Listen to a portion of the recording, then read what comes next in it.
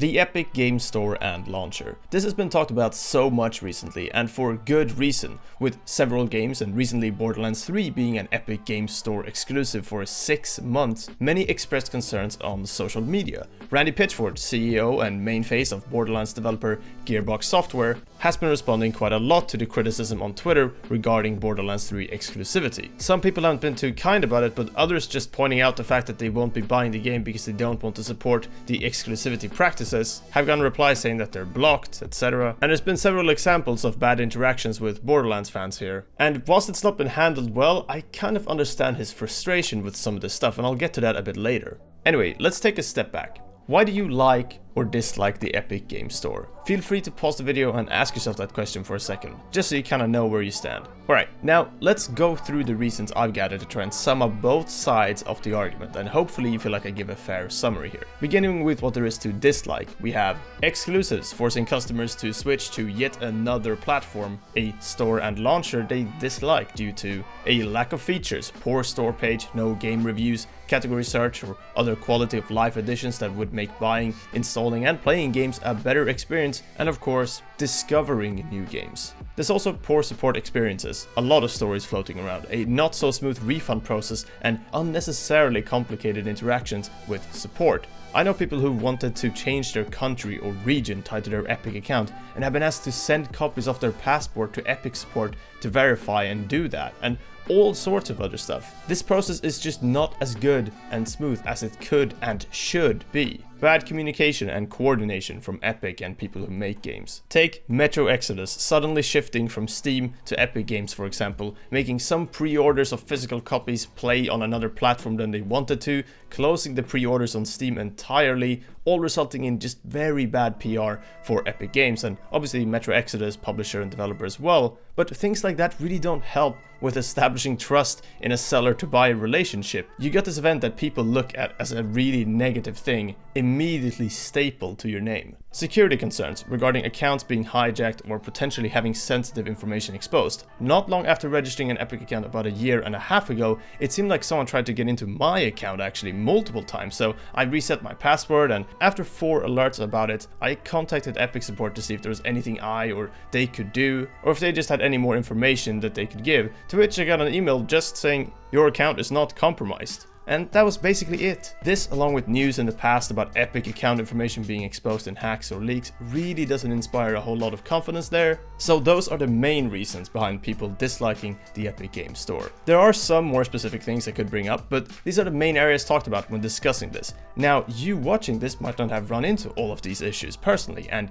that's great. These definitely don't affect everyone, but they are still issues, some pretty serious even. Moving on to what there is to like about the Epic Game Store. You have free games. Every 2 weeks, Epic cut a deal with developers or publishers to give away a free game to anyone on the Epic Games launcher for a limited time, and these tend to be some pretty solid titles too. Free stuff is always cool, but this is obviously also just to try and win some people over, and since it's difficult to land a deal giving away a brand new game or crazy popular games for free, this should really just be a cherry on top rather than a way to win consumers over. I'll give him credit for being able to get games such as Subnautica, Transistor and other just very well known titles like that, but you can't really build a whole new platform on just that. Support a creator. This is actually a pretty interesting feature that allows content creators to get a small cut from sales using a referral code, and originally this came from the Fortnite in-game item shop that has the same feature. Now it also works on the Epic Game Store. However, this does just help support content creators, and it's not really enough to get a Steam user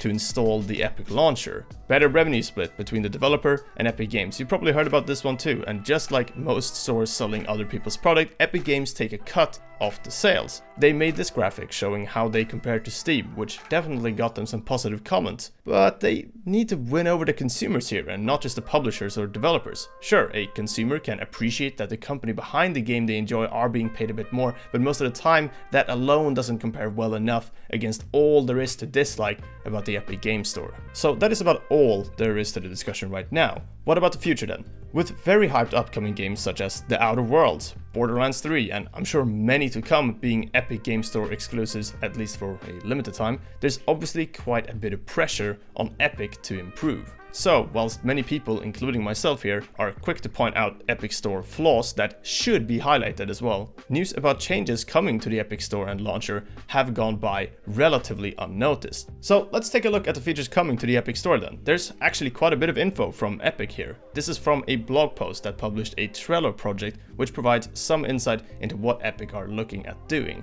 The things they prioritize obviously come first here, and I assume that's why gifting, shopping cart and achievements aren't really right at the start, rather than taking half a year to develop a shopping cart. Recognizing that though and focusing on bringing very essential features like genre search, cloud saves and even a store page redesign, just to name a few, is pretty much exactly what people are asking for and what Epic have to be doing. With these set to launch as soon as April and May, it seems like a good but kinda ambitious target to set. And acknowledging this as consumers and holding Epic to their word is important, but then also giving them the recognition they deserve if they manage to pull this off is equally important. However, if we go back to the list we were looking at earlier with things to like and dislike, say Epic actually addressed these things and maybe even toned down the exclusives focus over time, we'd actually have a platform with all the features the users want, benefits for both publishers, developers and even content creators on a launcher that can compete in the world of PC games and actually raise the bar here.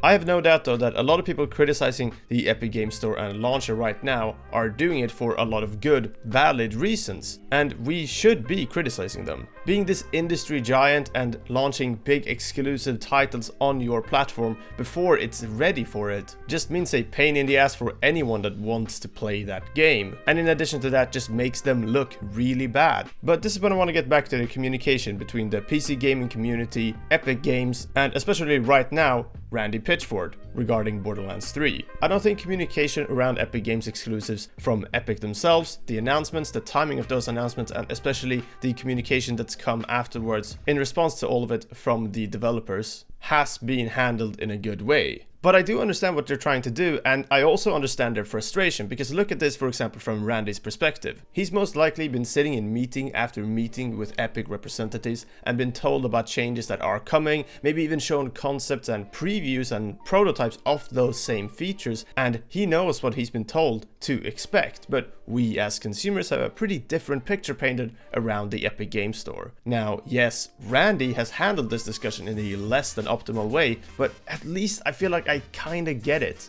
It's also worth noting that Gearbox Software are not actually using Gearbox Publishing, their publishing division, to publish Borderlands 3. 2K are publishing Borderlands 3 and ultimately made the final call to go with the Epic Game Store. Alright, just wanted to have that mentioned in the video at least.